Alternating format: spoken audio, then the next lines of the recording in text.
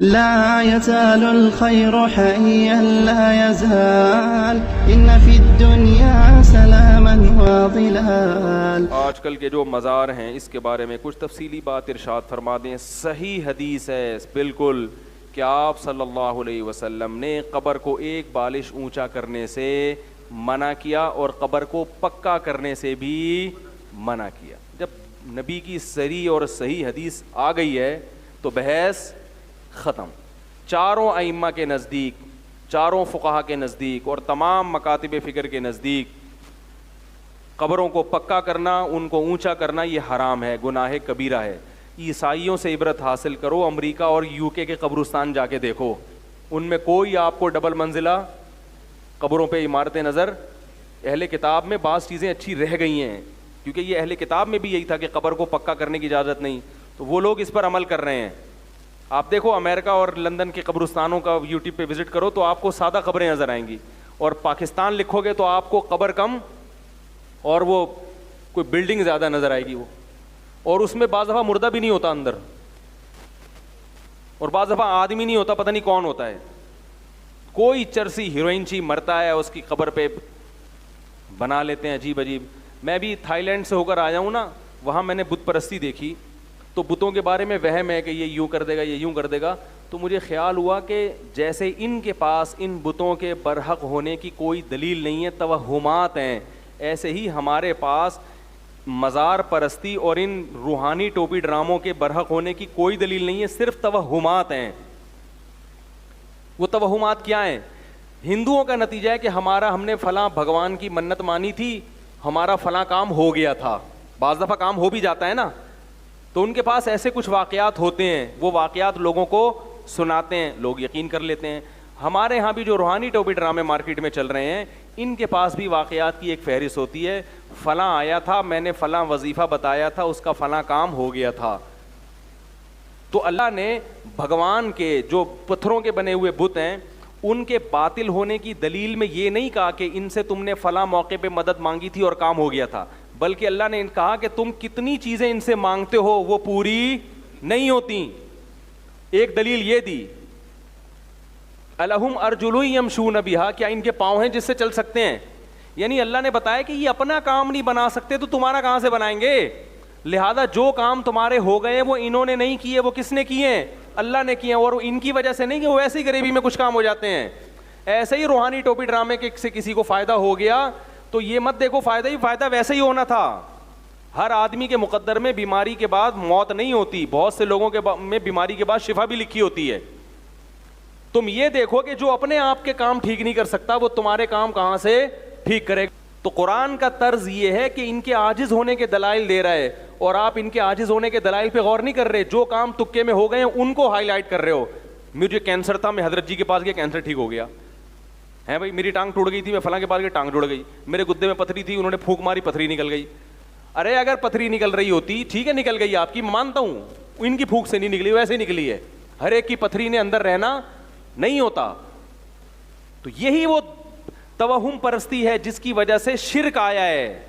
فلاں نے بت کے سامنے جھکا تھا، اس کی شادی ہو گئی، اس کے بچہ ہو گیا. فلاں مزار پہ گیا تھا داتا دربار کے، تو دیکھو اس کے اولاد ہو گئی. اس کا مطلب مزاروں سے بھی ہوتا ہے.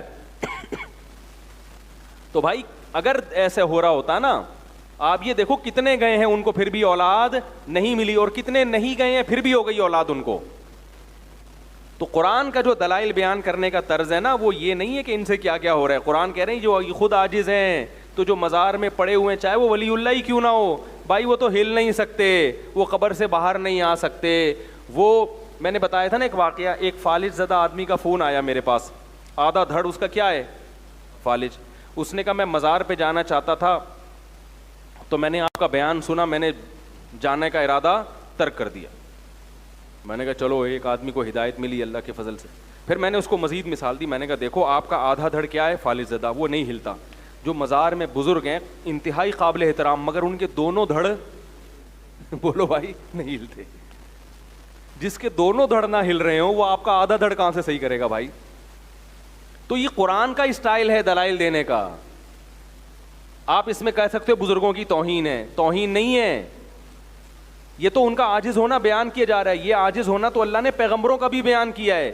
عیسائی حضرت عیسیٰ کو اللہ کا رب مانتے ہیں نا, اپنا رب مانتے ہیں نا, اللہ نے کہا عیسیٰ ابن مریم کھانا کھاتے تھے, جو روٹی اور کھانے کا محتاج ہے وہ خدا کہاں سے ہو سکتا ہے؟ تو کیا یہ عیسیٰ علیہ السلام کی توہین کر دی اللہ نے؟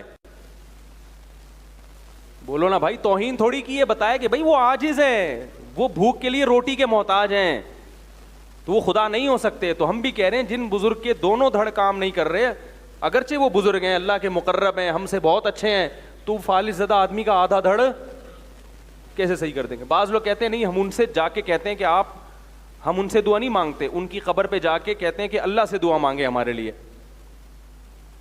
کس سے دعا مانگے؟ اللہ سے. تو سوال پیدا ہوتا ہے کہ کیا اسلاف میں یہ طریقہ تھا؟ نمبر ایک, کیا یہ بات درست ہے کہ آپ قبر میں جا کے جب ان سے کہیں گے کہ اللہ سے دعا مانگے, تو اس کی کیا دلیل ہے کہ وہ آپ کی یہ پکار سنیں گے؟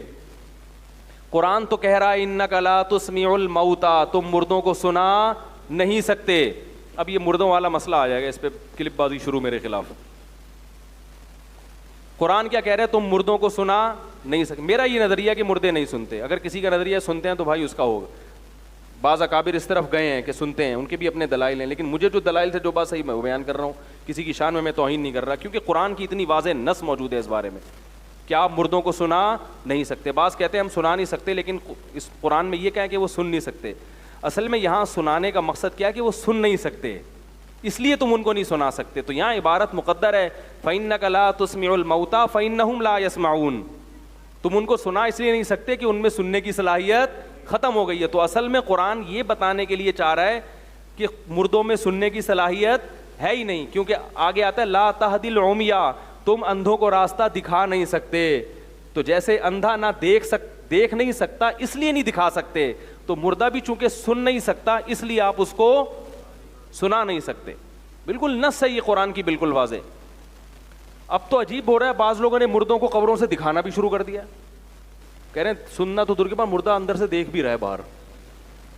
بھائی اتنا غلو مت کرو, سننے میں اختلاف ہے, وہ اختلافی مسئلہ ہے.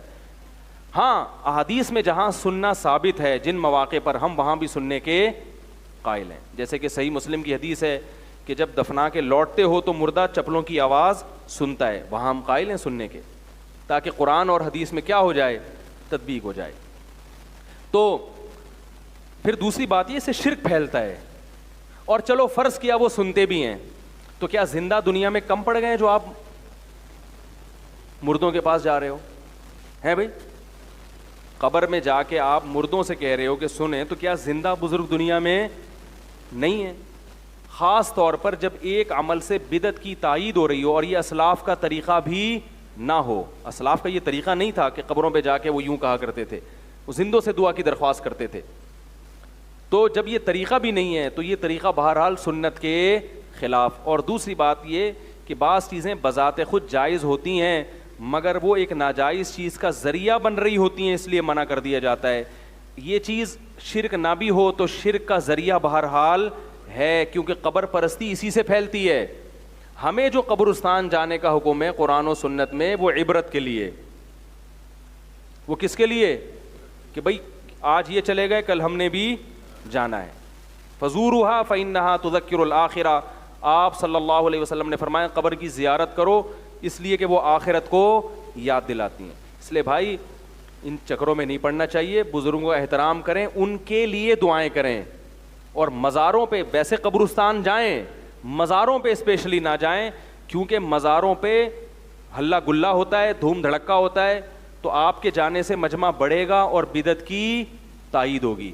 آپ صلی اللہ علیہ وسلم نے فرمایا میرے دنیا سے جانے کے بعد میری قبر کو عیدگاہ مت بنانا. میلے ٹھیلے ہوتے ہیں نا, تو جیسے نبی کی قبر کی حفاظت ضروری ہے کہ عیدگاہ نہ بنایا جائے, ایسے ہی بزرگوں کی قبر کی حفاظت بھی ضروری ہے کہ ان کو عیدگاہ نہ بنائے. کسی نے زیارت کرنی ہے بس جائے, بزرگ کے لیے دعا مانگے اور پتلی گلی سے نکل لے وہاں سے بس.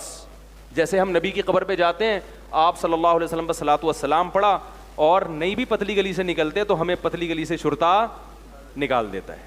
اگر وہاں شرطے نہ ہوتے تو وہ جگہ بھی عیدگاہ بن جاتی. ایک میلے ٹھیلے لگے ہوتے, ایک پروگرام چل رہے ہوتے باقاعدہ, جیسے ہمارے ڈاکٹر صاحب کے پروگرام چلتے ہیں 15ویں شعبان کو, تو یہ والے پروگرام قبرستان میں اس کی اجازت بولو بھائی نہیں ہے, کیونکہ قبرستان جو ہے نا وہ آخرت یاد دلانے کے لیے, وہ میلے ٹھیلوں کی جگہ نہیں ہے.